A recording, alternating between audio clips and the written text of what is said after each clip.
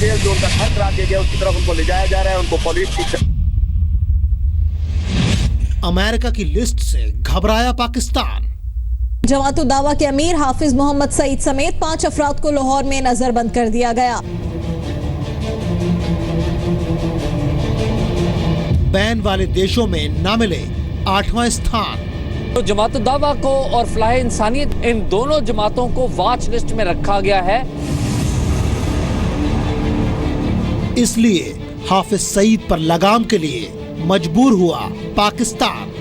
इस वक्त हाफिज सईद को जो है वो पुलिस की भारी नफरी के साथ की तरफ ले जाया जा रहा है। ये डोनाल्ड ट्रंप के तेवर हैं। ट्रंप साहब ने यही कहा कि वो रेडिकल इस्लामिक टेरर को बिल्कुल वो मिटा देंगे। कि हाफिज सईद अब अंदर है। ये मेरी बैग पे उनका घर है जहां पर उनको इस वक्त नजरबंद कर दिया गया है और वो अपने मदरसे में मस्जिद कासिया चिबुर्जी में मौजूद थे। हाफिज यानी 26/11 हमले का मास्टरमाइंड। पाकिस्तान के व्यवहार में, नीतियों में निरंतरता का अभाव रहा है। जब तक निरंतरता नहीं रहेगी तब तक हम पाकिस्तान के बारे में कुछ भी निष्कर्ष नहीं निकाल सकते। हाफिज यानी भारत का सबसे बड़ा दुश्मन। उनका ये इल्जाम है या उनका ये दावा है कि पाकिस्तान के पड़ोस में जो वायलेंट एक्सट्रीमिज्म होता है उसमें ये जमात मुलव्वस है। नजरबंदी तो बस शुरुआत है, आगे आगे देखिए पाकिस्तान। आतंक फैलाने वालों की शामत है।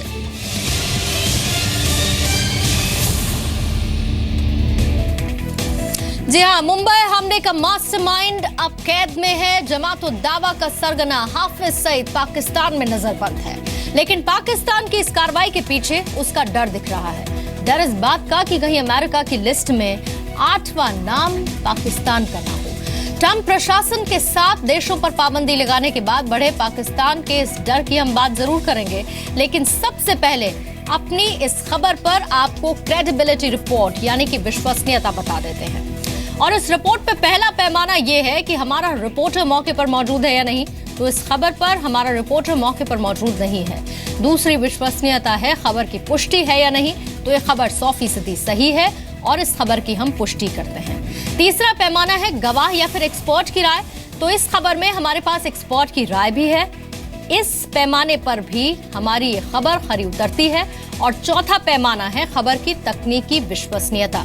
तो आपको बता दें कि इस खबर में जो दिखाया गया वीडियो है उस पर भरोसा किया जा सकता है, क्योंकि ये इंटरनेशनल न्यूज एजेंसी पाक मीडिया के कैमरे से शूट किया गया है। तो चलिए आपको दिखाते हैं कि कैसे चला मुंबई के गुनहगार पर ट्रंप का हंटर। लाहौर का चौबुर्जी इलाका,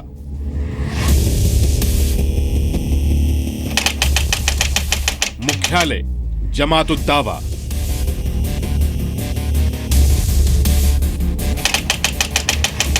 भारत का दुश्मन नंबर 1। 26/11 हमले का मास्टरमाइंड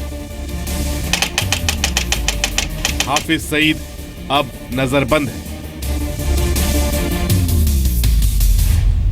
पाकिस्तान एक बार फिर डर कर मजबूरी में बेमन से वो कर रहा है जिसकी उम्मीद पूरी दुनिया उससे करती है। जमात उद दावा उर्फ लश्कर तैयबा का सरगना हाफिज सईद लाहौर में नजरबंद किया गया है।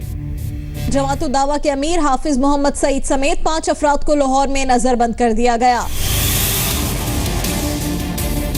आतंकवाद के खिलाफ लीपापोती वाली कार्रवाई करने वाला पाकिस्तान फिलहाल घबराया हुआ है।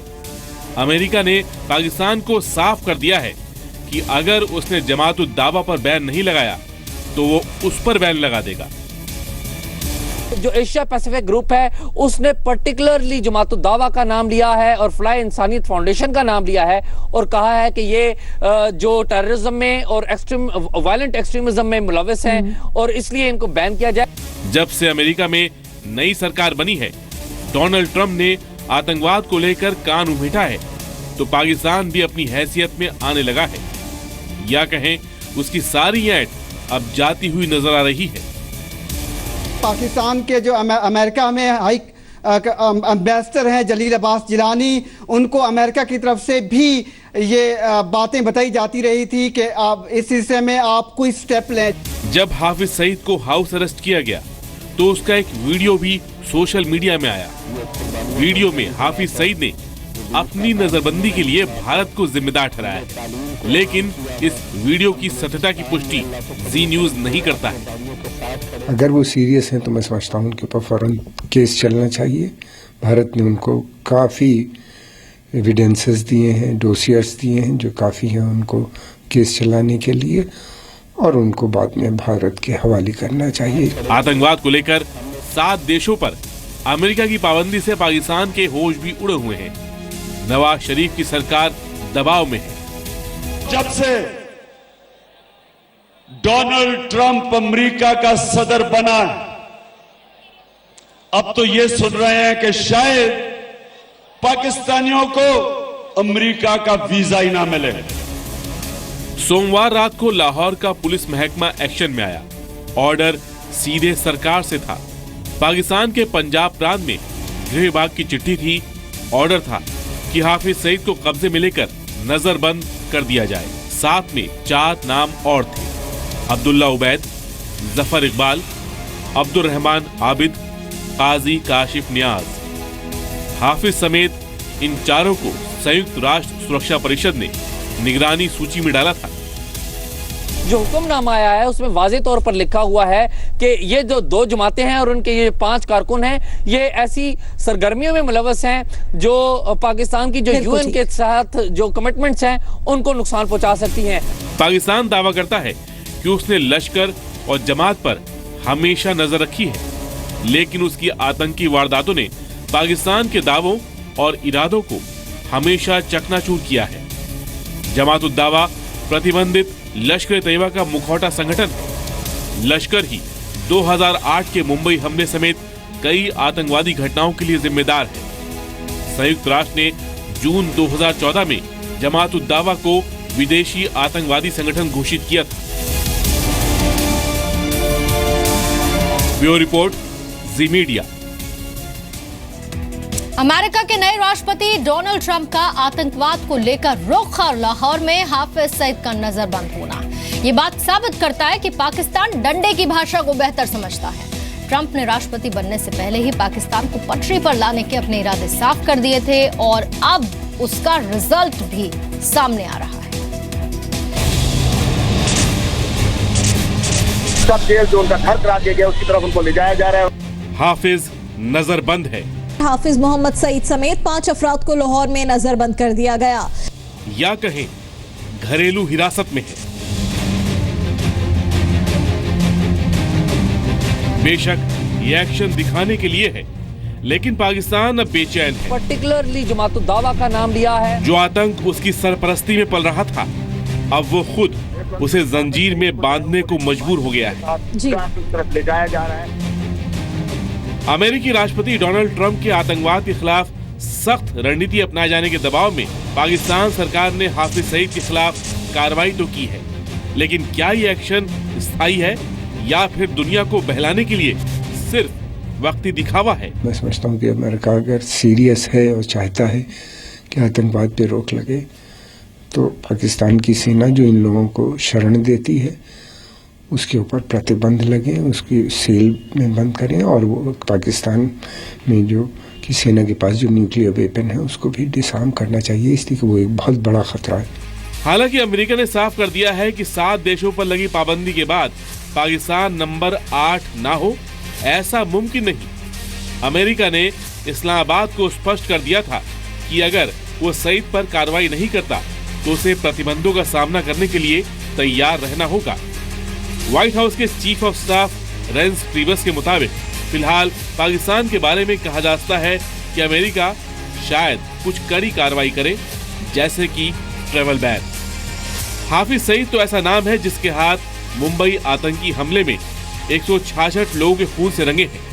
सिर्फ मुंबई ही नहीं, भारत और अफगानिस्तान में हुए कई हमलों में साफ तौर पर हाफिज सईद का हाथ रहा है, लेकिन पाकिस्तान इससे इनकार करता रहा। ट्रंप ने चुनाव प्रचार में पाकिस्तान पर आतंकवाद को संरक्षण देने का आरोप लगाया था। ट्रंप के राष्ट्रपति चुने जाने के बाद से ही पाकिस्तान अमेरिका की दक्षिण एशियाई नीति को लेकर परेशान है।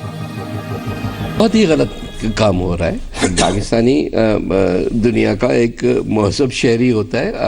जितना भी हमारा जो है इमेज खराब हो दुनिया में, जो भी बहरहाल हमें अपने राइट्स के लिए खड़े होना चाहिए और दुनिया के हर मुल्क को पाकिस्तान की या पाकिस्तानियों की इज्जत करनी चाहिए। हैरत की बात है कि जिस आतंकवादी पर अमेरिका ने $1 करोड़ का इनाम रखा हो, जिसके खिलाफ रेड कॉर्नर नोटिस जारी हुआ हो, वो कैसे खुलेआम पाकिस्तान में आतंकवाद की रैली करता है। इसलिए हाफिज सईद की नजरबंदी पाकिस्तान के दिखावे के लिए ज्यादा नजर आती है। जब भी उस पर अंतर्राष्ट्रीय दबाव बढ़ता है, वो ऐसी छोटी छोटी कार्रवाई करके नकली भरोसा जगाने की कोशिश करता है कि आतंकवाद पर एक्शन लिया जा रहा है। एक बार फिर दक्षिण एशिया में शांति के दुश्मन, जिसे पाकिस्तान खुद पालता पोसता है, उसे नजरबंद करने को मजबूर हुआ है। ब्यूरो रिपोर्ट, जी मीडिया।